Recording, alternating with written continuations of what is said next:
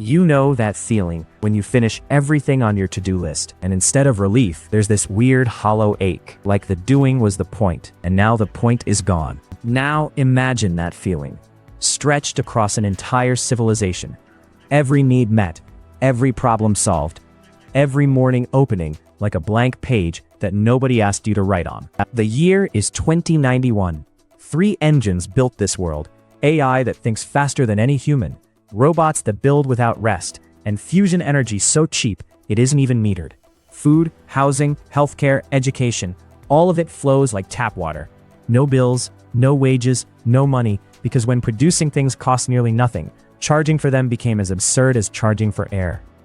Most people retired around 24, after a few years of civic service, learning how the infrastructure actually works, serving as the human check on all those algorithms. After that, your basics are covered for life. 90% of existence is simply handled. The remaining 10%? That's where people push themselves, not because they have to, but because they want to. Connie Rask spent 40 years pulling walleye out of this lake.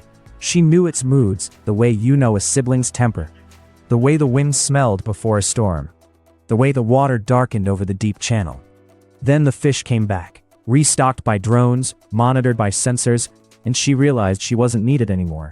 Not by the lake, not by anyone. She kept one thing from her father's fishing cabin: a rotary telephone that hadn't connected to anything in 60 years. She liked the weight of it, the fact that it didn't think. It didn't optimize. It just sat there, dumb and honest, waiting for a hand to pick it up. The community's AI had a plan for the lake. A perfect plan. Optimized spawning cycles, balanced nutrient loads, projected fish populations out to 2140.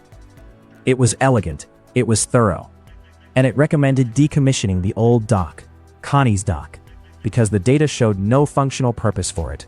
The algorithm was smarter than Connie. She knew that. It could model the lake's ecosystem down to the microbe, but it couldn't model what she felt standing on those planks at dawn. The way the wood creaked like a conversation. The way the fog made the world feel unfinished, like anything was still possible. Can you trust a system smarter than you when it can't feel what you feel? So Connie did something the system was specifically designed to allow.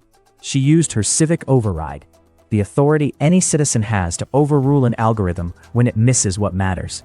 She tagged the dock as a heritage site, not because the data supported it, because 40 years of standing in the fog had taught her something no dataset contained. And here's the part that surprised her. The AI didn't argue. It recalculated. It routed the new path around the dock instead of through it. It even flagged 2 other heritage sites in neighboring communities that had been overlooked. The system wasn't threatened by her judgment. It learned from it. Paradise isn't boring, Connie decided. Paradise is boring only if you let the machines make all the choices.